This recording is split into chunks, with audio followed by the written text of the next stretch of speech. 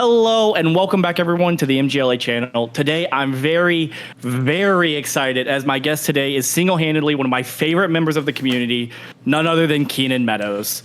And here, our main topic for today is going to be teams, and the new team, Block Party, debuted at the Louisville Regional. As you can see, we're all jerseyed up, so we're here to represent teams and talk about that. But with all of that said, how are you today, Keenan? I'm great. Absolutely phenomenal. Silk Song comes out next week, and we've been on the Hollow Knight train for a good long while. I think that the UVS metagame is a wild, wild place right now with Turtles just dropping, but we've been trying to get some testing in, trying to, get reps, as it were. I've been playing one of the new characters, Bishop. Very, very excited about her. Feels like I love Bishop. She's kind of in my old play style, and most of the success that I've had in the game has been in some way, shape, or form on the evil symbol. So as a return to form, it just feels right, and that's been really, really exciting. I love that, and I'm sure Dean will also be glad to hear that as our resident evil player, if you will. We love the evil symbol here at the MGLA. No connection to the name at all. What do you think this is? Based off Shigaraki? Like, I don't know, man. Anyways, but with all of that said, you already know my big motivation for making this video, and it's really just to hype myself up because we had a conversation back at last Nats where unexpectedly to me, one of my favorite people in the community got to glaze me up for like a whole conversation. But we had that conversation last night, or last Nats, not last night. And then all of a sudden, less than a year later, you have a new team. So my first question is, what the heck? What, you think you're better than us or something? Like, what are you doing? Well, I thought that genuinely it was, especially going to nationals, having come back from an 8-month hiatus. Now, I have played this game since 2017 and I've never quit. I quit last year. I quit for 8 straight months. There were so many new mechanics. There was Attuned.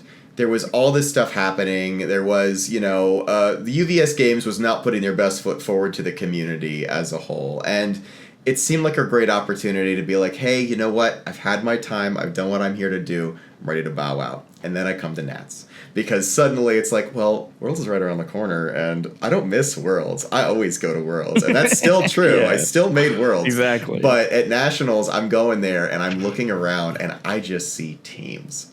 It's like, as far as the eye can see, jerseys. Now, I played back in the day, and there were teams.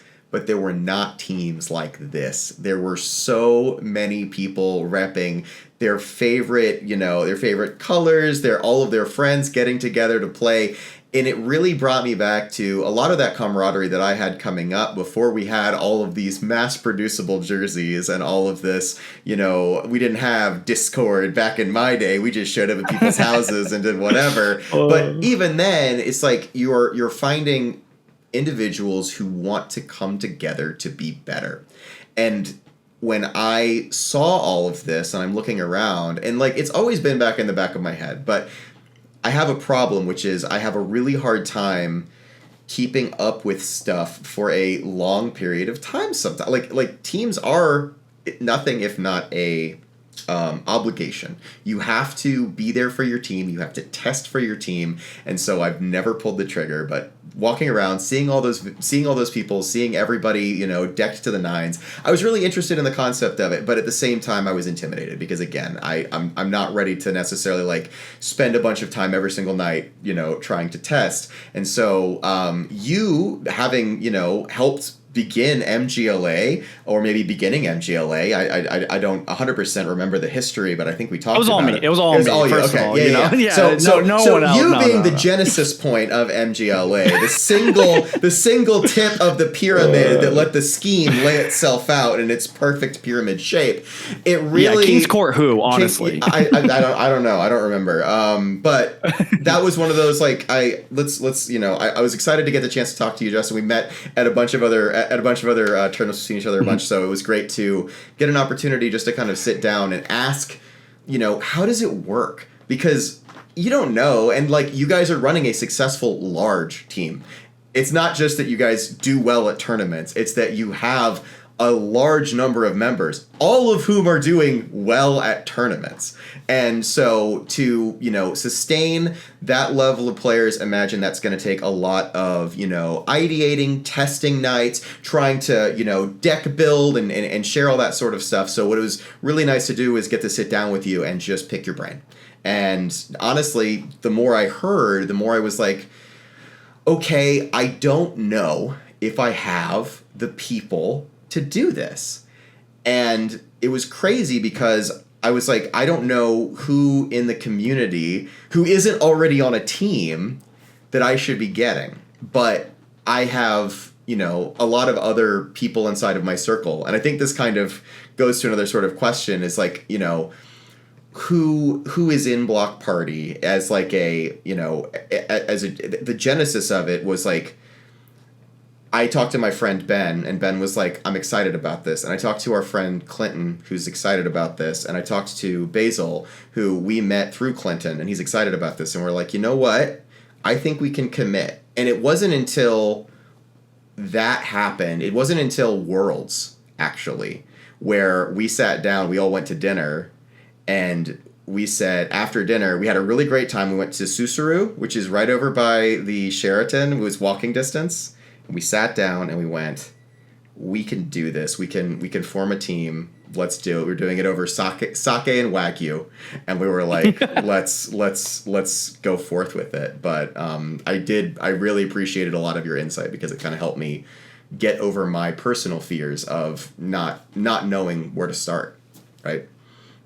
Yeah. I was, to myself, mostly joking about the glazing. So I didn't quite expect all of that, but I do greatly appreciate it. I always love when the things that I just randomly think and the things that I say do come across as helpful, because it's sometimes hard to have that confidence, right? But I'm also glad to hear that this was drawn up at Worlds, right? And now here we are less than 6 months later. And you guys have jerseys, you have a full team name, and not even that, you had a graphic. That's the word I'm looking for. A graphic on the stream, which again, love to get that from Cameron Cardwell. That was my favorite part about the last Louisville Regional was the fact that we got all of those diagrams or all those graphics. One of those words is correct. But yeah, I do want to come back to, who and what is Block Party. But before that, because we heard a lot about that conversation, I really want to dive into kind of the difference between, what people can expect between non-team, team, right? And part of that's going to be, what was your prep for last Nats, right? What was your mindset? Did you have any prep? Did you have a mindset? What were you wanting out of Nats going in? Yeah, for sure. And what did it look like?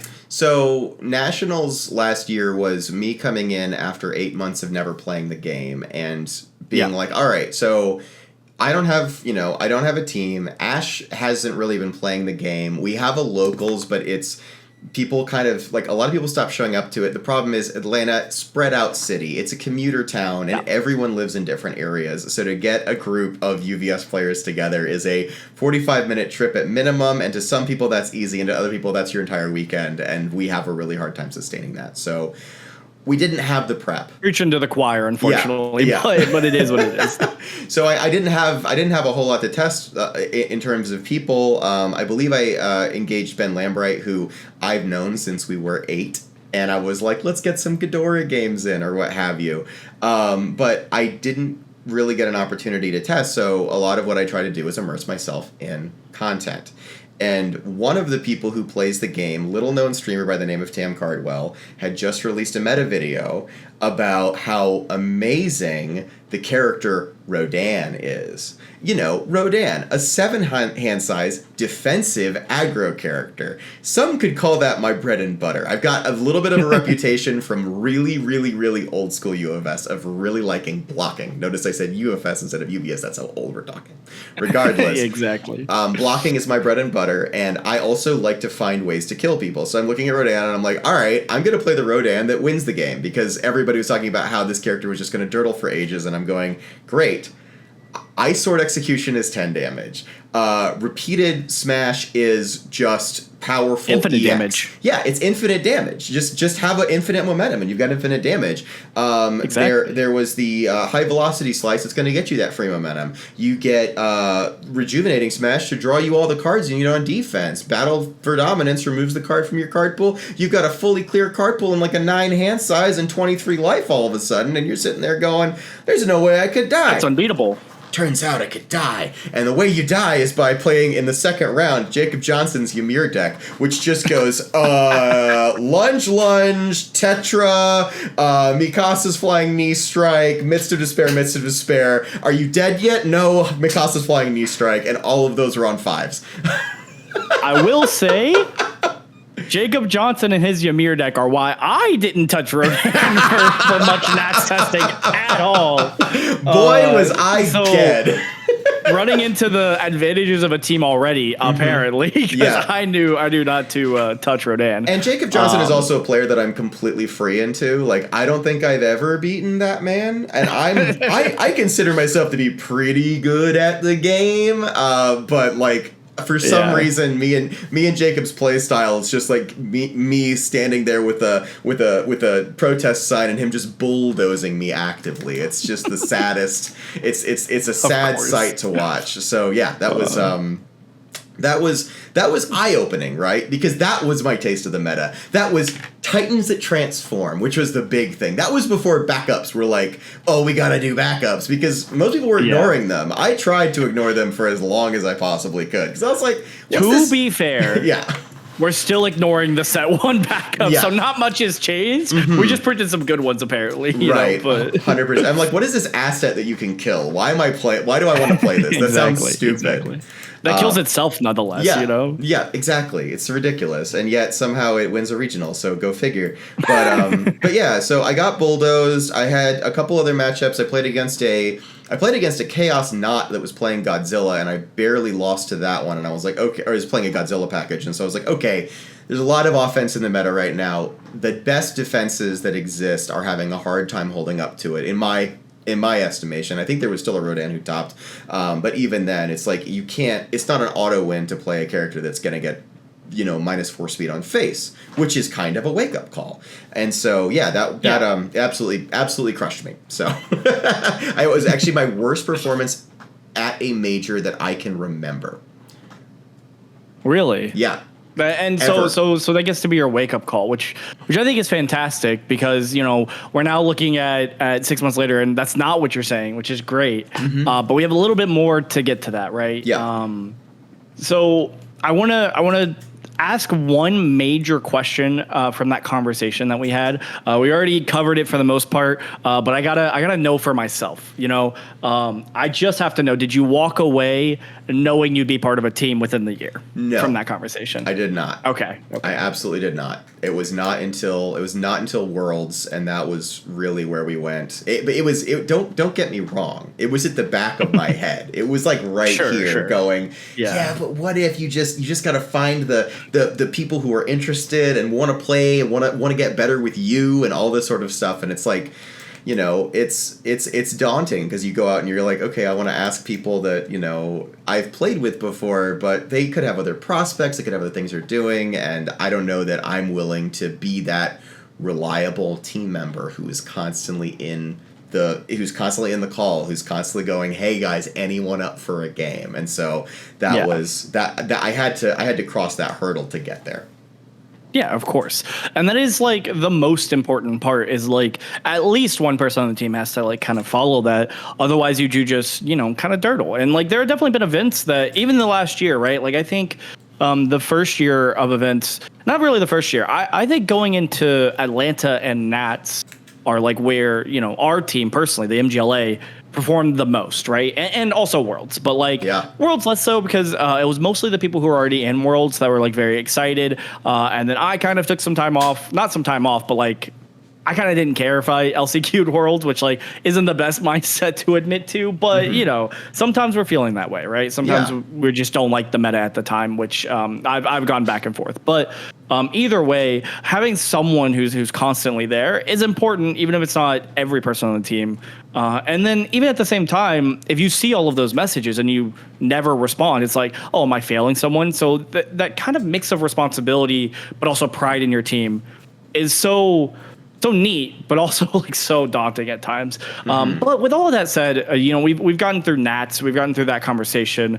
And again, just one more time, great. I'm great. Is that what? No, I mean, 100%. Like, look, we would, if I hadn't had that conversation, it wouldn't have made that voice louder. So I do have to. Can we say Team Block Party Justin? Is that like just change the name? Just add me at the end. No, I'm kidding. But that does make me want to ask, who or what is Block Party? What can we get the full introduction? Maybe see the jersey if you don't mind. Yes, absolutely. So we've got our jersey here. Now, one of the things you're going to notice is that this color scheme and this little like logo right here, well, this is Raven GG's logo, a fabulous jersey maker who also made the jerseys for Nomu Shake, another one of our fantastic teams, who happen to actually have the same colors we do and is actively wearing a jersey that we were this close to picking. So I'm really glad we didn't.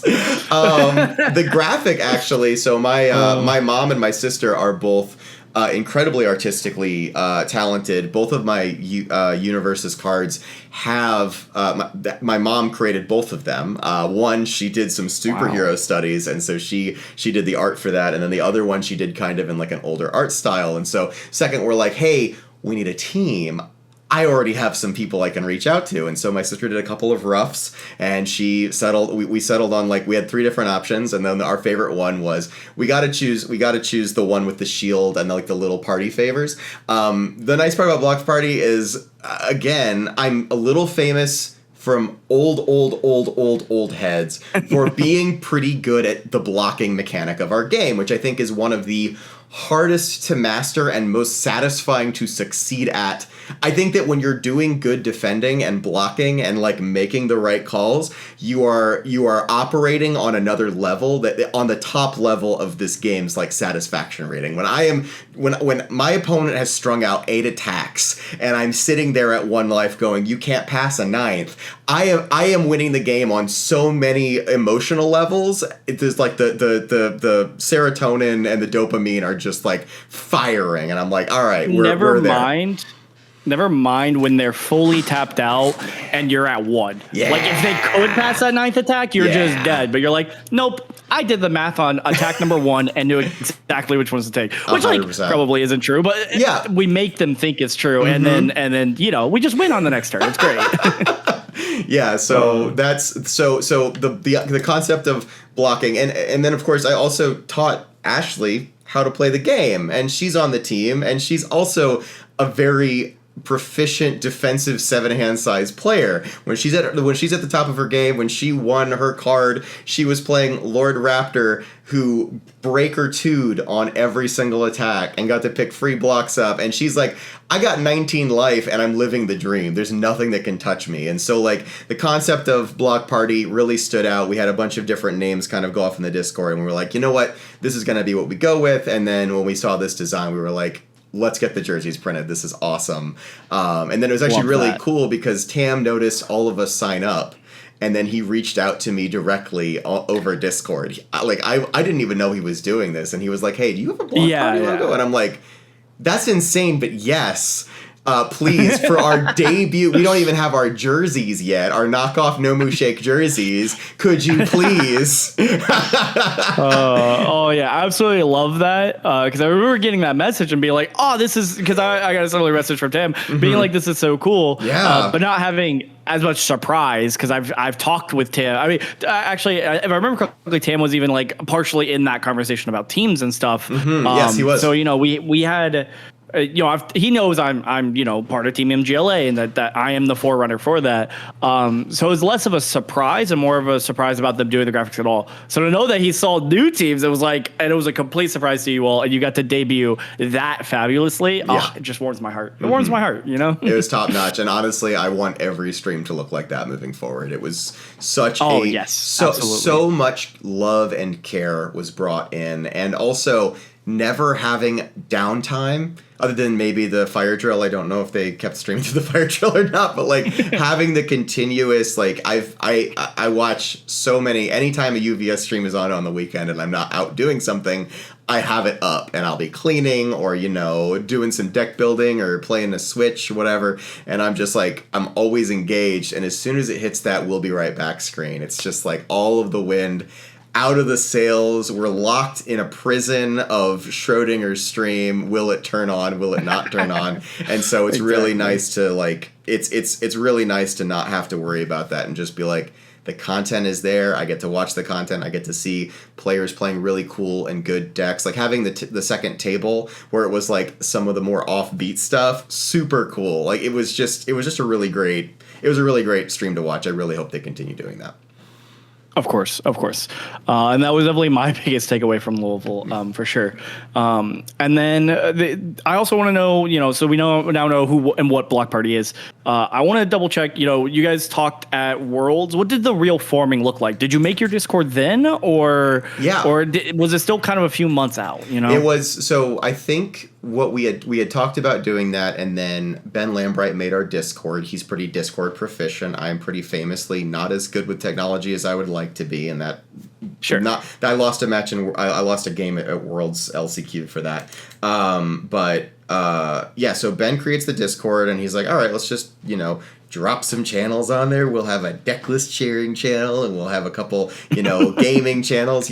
We got 4 gaming channels. We only ever use 1, but we got 4. And so we drew that up. We put all of the members who were at that dinner in the Discord, and we started kind of talking about, because we didn't have a design, we didn't have a logo, we didn't have a jersey, we were like, okay, what do we need to feel legit? And as we're doing that, we start getting some more people who are interested, right? And a lot of those people are in Ben's play group.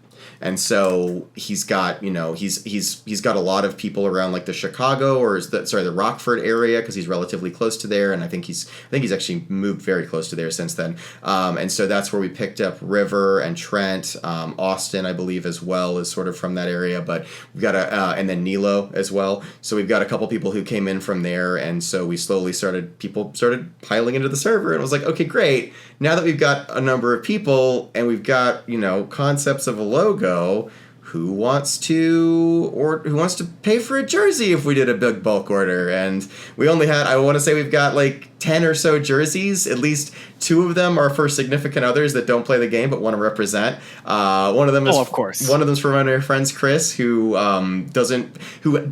played the game, but he doesn't he doesn't actively compete. Like he's in the Atlanta area, but he's part of the play groups that just sort of disbanded.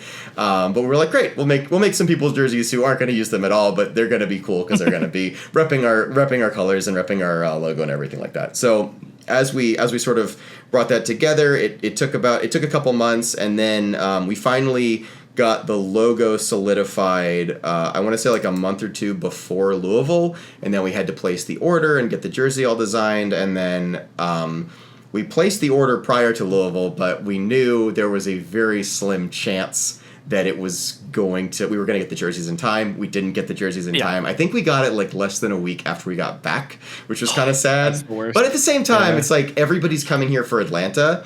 I can't make Atlanta because we're going to be, fun fact, in London. Despite the fact that I live in Atlanta, not announcing your tournaments more than 2 months or 3 months in advance means that you're going to make some people who are making pretty extensive plans not be able to go to them. And this is going to be at least like the 2nd or 3rd Atlanta regional I'm going to miss, and it's in my backyard, and that sucks.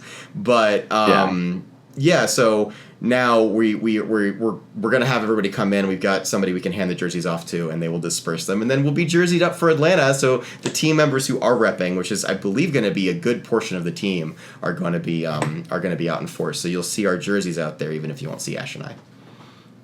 Yeah, so everyone obviously make sure to look for them in Atlanta, and at the very least, through the jerseys, I'm sure you both will be there in some sort of spirit. Yes. I'm sure you all are still helping with the play testing and hopefully helping with the brewing. Of course. Yeah, River's gonna have the most disgusting pony deck. Like the whole Genghis Frog thing is they're gonna make that everyone's problem. Okay, so got it. So just dodge that in Swiss, and I'll be fine. Perfect. Awesome. So now I want to talk about Louisville because while the jerseys are getting debuted in Atlanta, you all debuted in Louisville, and we've already talked about it a lot.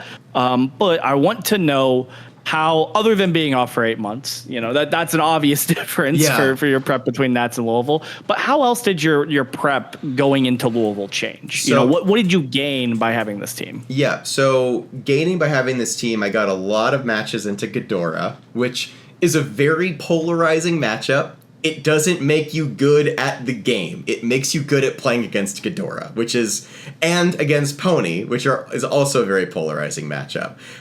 So I would say River and Ben were the people who wanted to test the most, and that was great because they're both incredibly good players on their respective characters.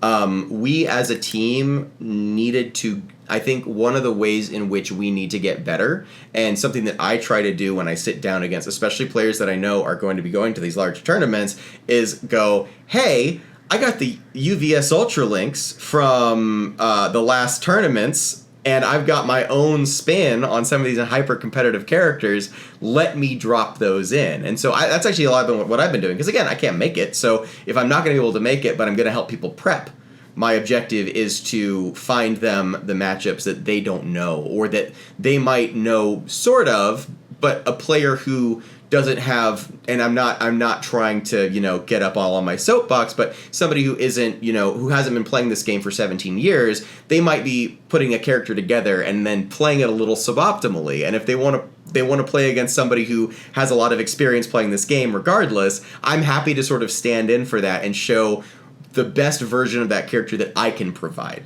And I think as far as getting good at this game, the most important thing is having people who are willing to test all kinds of things into you, because even though the diversity rule doesn't exist, we're still seeing these packed, incredibly diverse and crazy fields, and I really like that they took it out, because now you can shake the sandbox and you start to see the things that are, the weak links fall out, and those gems that are, bolstering or terrorizing the metagame really show up in that box now. It's not just like, oh, hey, Liu Kang lost in top 8 because Tam sacked him. Now I guess he's a totally fine character.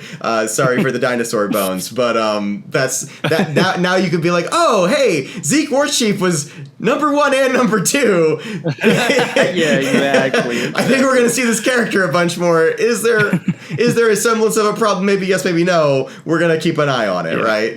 So that was, of course, that's been really, really good. But like for testing, again, we just need to get better at doing that, and I think that it's really valuable to have people who are very flexible at doing that. I can always ask people to play the characters that way and stuff like that, but being really comfortable and just being like, I want to learn how, like as soon as Wub wins Louisville, I went back and I'm like, all right, River, let's run like matches Zeke Pony. I want to see what you do, what I do, and we need to do more of it, don't get me wrong, but the nice part about Zeke is Zeke isn't going to be changing that much from then to now. And so now...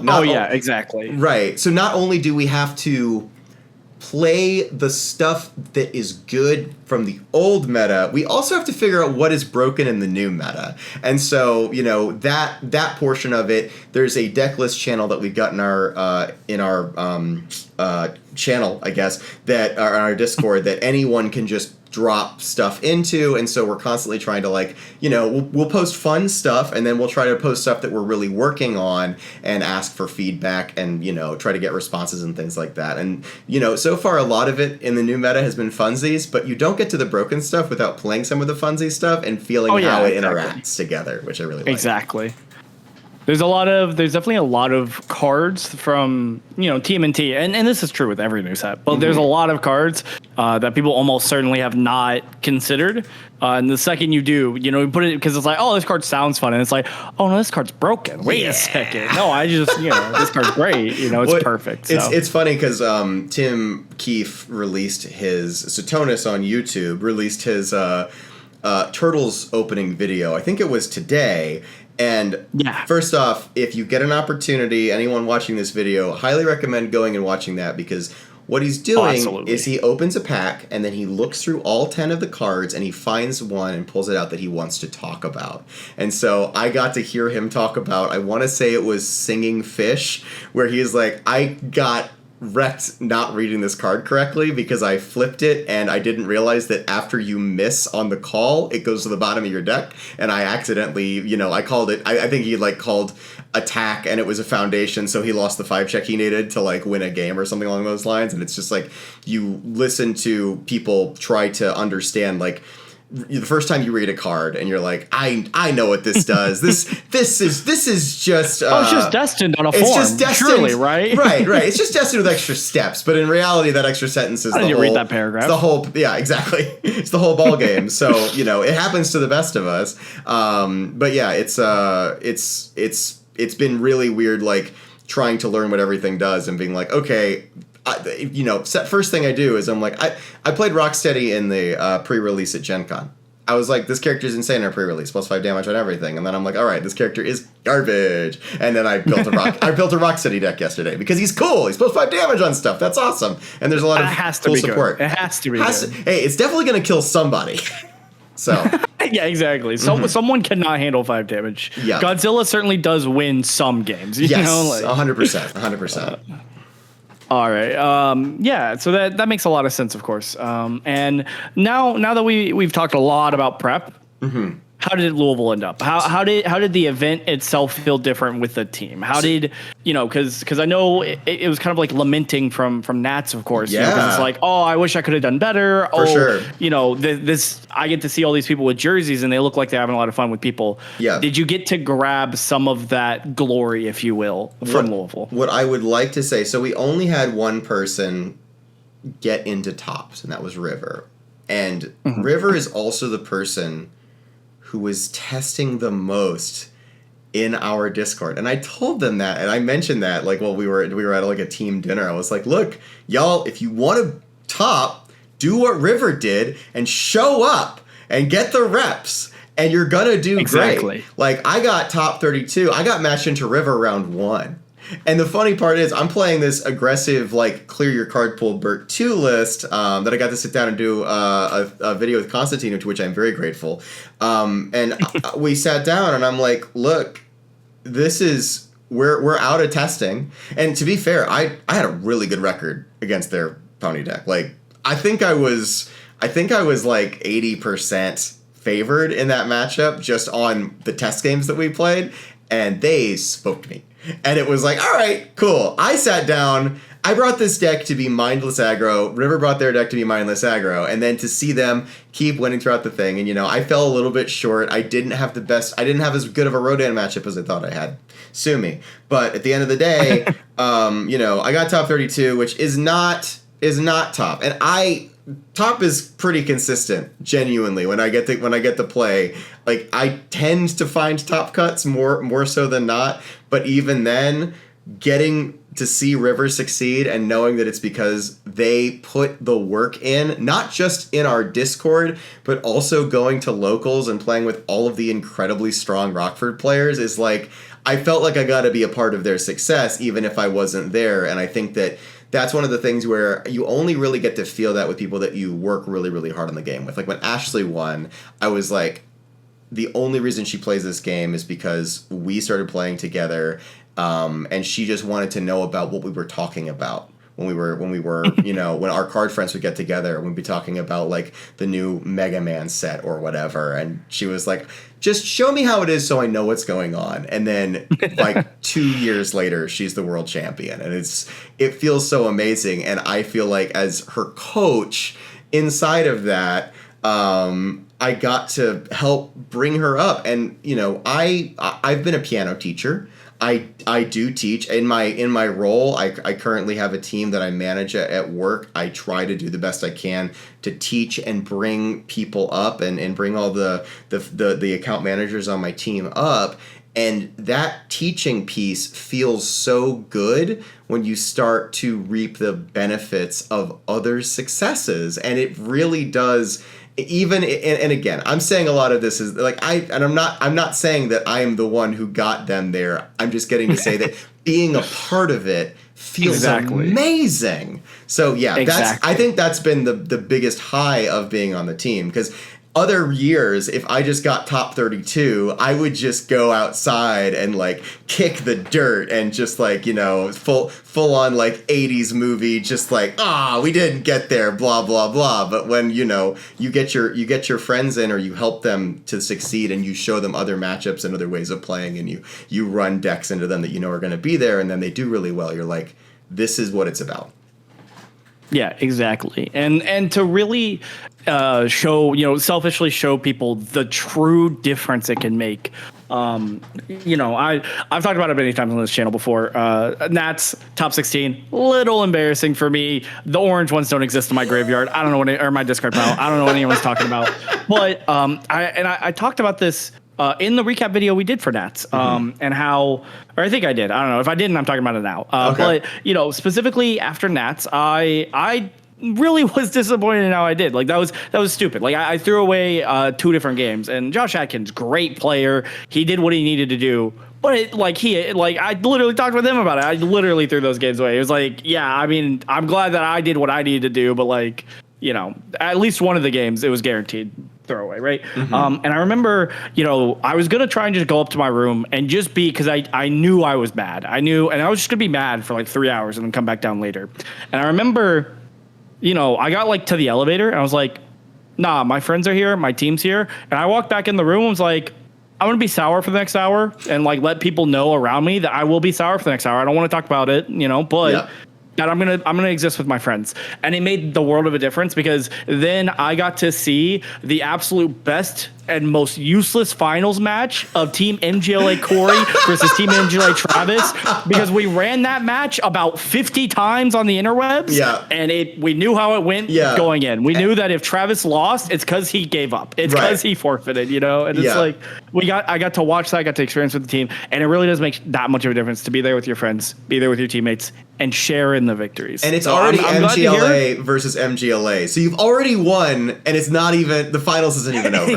Exactly. Never mind the other, you know, 4 members that we had that I think got into top 8. Was it 4? 3 or 4? I don't know. I can't remember.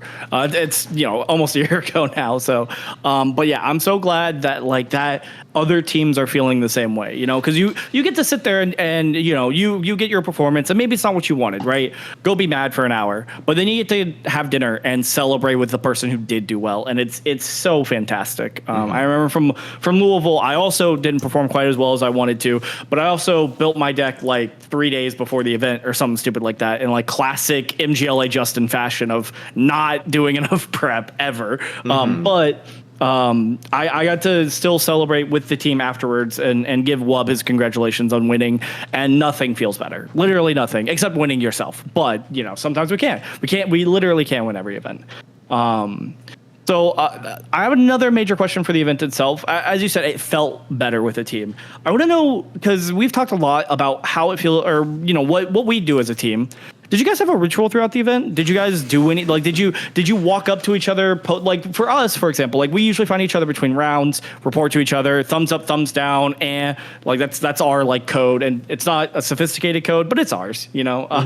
Or, you know, we'll huddle around Danny, who is our resident team mom, who doesn't really want to compete, but he loves being at the event, right? Did you have anything like that? Yeah, I think, you know, we tried to find each other between rounds. I mean, I know so many people in the community that I'll just walk up to anybody and strike up a conversation. But I mean, I think the thumbs down, thumbs down, thumbs up, and then the middle. I think it feels pretty universal at this stage, because I share that with just anybody that I'm catching up with, and just saying like, how was your last round? Like, I'm always down to sort of do that. So, you know, we would go to try to find each other and just kind of connect and things like that. I think that a lot of our, you know, our rituals and our everything else. So we were staying in an Airbnb with the team, and so one of the things that sustained us throughout the weekend, and so it's so serendipitous that they did the best at the tournament, was River bringing this whole massive Tupperware of tortilla española, which is like this. I don't even think it has tortillas in it. It's like this egg. It's like a quiche without a crust. I would describe it as, with potato and stuff. Delicious. So much oil, my stomach could barely handle it, but it was amazing. And so we would, you know, wake up every day and heat up our tortilla española and get ready for the day, and then at night we'd go back and play board games. And honestly, my favorite moment of the tournament was after everything had ended and everything was gone. I was like, all right, we got to do dinner. What do we want to do? And so we're looking for, let's get a reservation for 6 people or what have you at X time one Sunday. And we drove across the border to Indiana, and we found this little spot. There's like it's like a brew pub, but it was on the river, which I didn't even know there was a river there. But there's like this giant bridge. Oh yeah, there's a river there for sure. And the sun is setting behind the clouds, and it felt like the ending of Ocean's 11, where they're all like sitting in front of the Bellagio and the fountains are going up. Except for our version of that is at a brew pub, sitting and watching the sunset on the water. We literally have the front row seat. We're right at the edge of the water, and we're having all this delicious food and drinking all this delicious beer, some of which we actually still have in a growler in our fridge. And it was just like this really serendipitous, like, guys, we had an amazing weekend. We didn't win, but we had such a good time, and that was the real team moment for us, I think. Yeah, I absolutely love that. And I feel like it is a perfect moment to go ahead and wrap up our conversation here. So the most important part of the conversation is, of course, do you have any shout outs? And I'm sure it's going to be most of your team, of course. But any other shout outs as well that you'd like to throw here would be great. Yeah, shout outs to Team Block Party, obviously. Shout outs to everybody who gets in there and tests, which is still mainly River and Clinton Thomas. But again, shout outs to everyone who comes in and makes it awesome.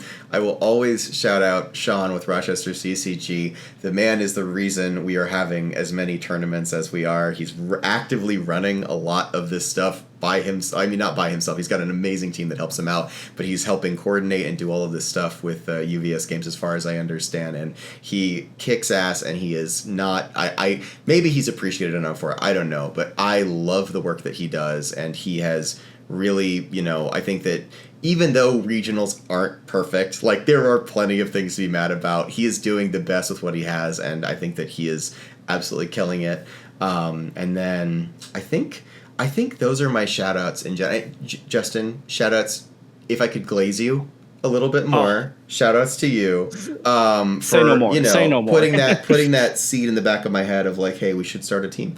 Because genuinely, we this didn't exist a year ago because of my own personal, like, I don't know that we want to do this, and then we start finding enough people who are like, and I'm not like I'm part of a team. I'm not. I don't think we've got really like a team captain or what have you, but like we're all in it to get better and to bring ourselves up, and that all happened because we had that conversation. So I really appreciate you being so open to sharing, the tricks of the trade. It being, I think one of my favorite things that you told me was don't have a playtest night.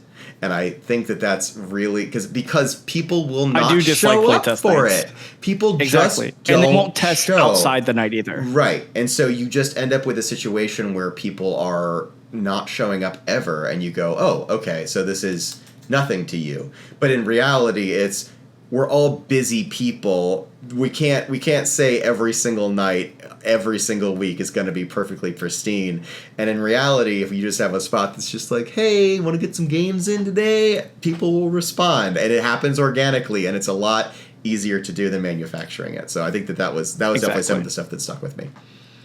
Yeah, exactly. And I've said it before, I am so incredibly happy. I know this video is coming out much later from Louisville than I originally intended, but I remember it was like, I was still in Louisville because I was staying at my parents' house, and my first thing was, having learned you were part of Block Party and you were part of a team, remembering our Nats conversation, it was like the day after that regional. I'm like, I'm going to do a video with Keenan.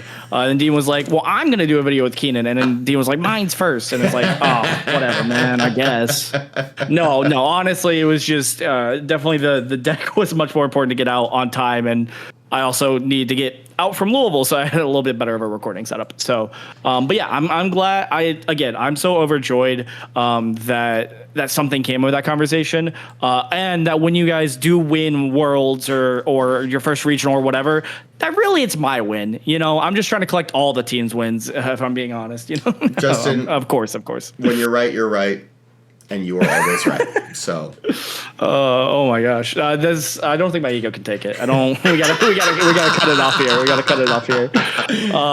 But yeah, love to hear it. Ian, are you guys doing? I should ask. Are you guys planning to do any content or anything? I know a lot of teams do. Some teams don't. See, and that's do you guys have a channel I need to put down there? No pressure. Okay. I've dabbled in content throughout my career, my illustrious 17-year career playing this stupid game.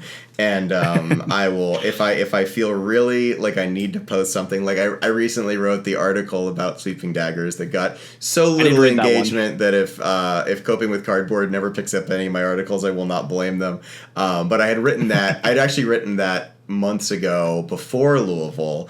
And then it was like, by the end of Louisville, Sweeping Daggers didn't even feel like a relevant card because everybody's talking about backups anyway. And then I got COVID, and then there was just like all this other stuff, so I wasn't able to post it. But when I do find things that I'm particularly passionate about, or I want to write like a little funny thing on, or do like a little video, I will every once in a while, but it's been years. So maybe one day, and I think that it's the same thing where it's like, I don't feel like I can consistently create content. But maybe one day we will do some content. And now I'll let this be the seed of thought that sits in the back of my head from this conversation until suddenly you've got a weekly content video where I'm putting out all of my decks for everybody to see and doing full profiles. Exactly. Yeah, in a year there'll be the Block Party YouTube channel. It'll just be a picture of my face. It's gonna be glorious. It's got more subscribers than the MGLA channel. Don't know how that happened. It's crazy. But of course, with all of that said, again, huge shout out to Keenan for joining me for this video. Huge shout out to Block Party. Go and check out our most recent incredible display from the regional in Spain. That video came out last week, unless I am way late on editing, then like 3 weeks ago, I guess. And of course, make sure you guys show up to the next regional. Keep making these events fun and huge successes, so that we can have bigger and better ones down the future, and try and form your own team to have even more fun at these events. But with that said, we will see you guys in the next one.